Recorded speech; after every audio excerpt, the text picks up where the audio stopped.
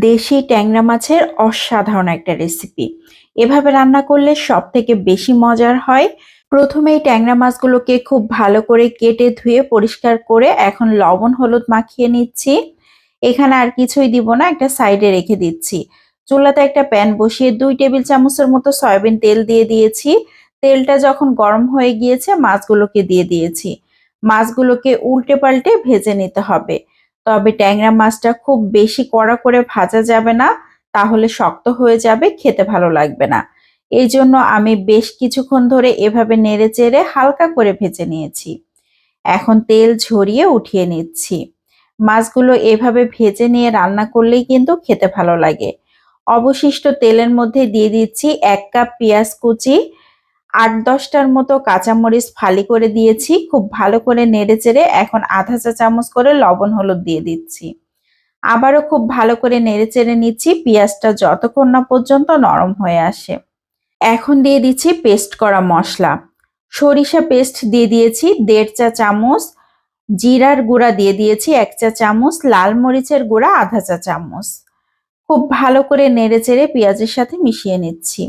সামান্য একটু পানি দিয়ে দিচ্ছি মশলাটাকে খুব ভালো করে কষিয়ে নেবার জন্য। আবারও খুব ভালো করে নেড়েচেড়ে ঢাকনা দিয়ে ঢেকে 3-4 মিনিট রান্না করে নিচ্ছি।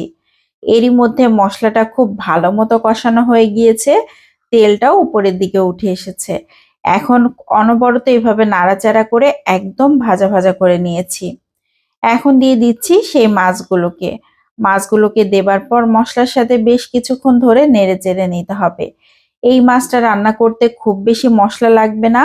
আমি এখানে বাড়তি মশলা হিসেবে সরিষা পেস্টটা ব্যবহার করেছি।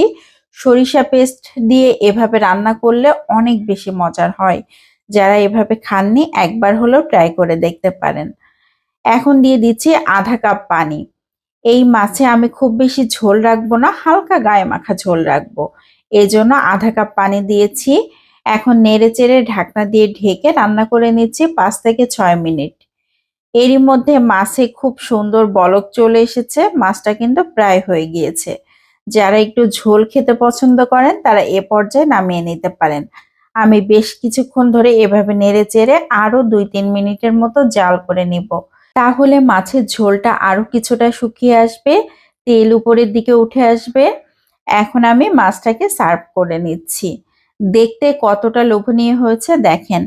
এই মাছ যদি গরম ভাতে হয় তাহলে আর কোনো কিছুর দরকার হবে বলেন তো? একদিকে দেশি ট্যাংরা মাছ, তারপরেও শুধুমাত্র পেঁয়াজ সরিষা পেস্ট দিয়ে এইভাবে ভুনা করেছি। অসাধারণ টেস্টি। আজকের মতো এখান থেকে বিদায় নিয়ে নিচ্ছি। আসসালামু আলাইকুম।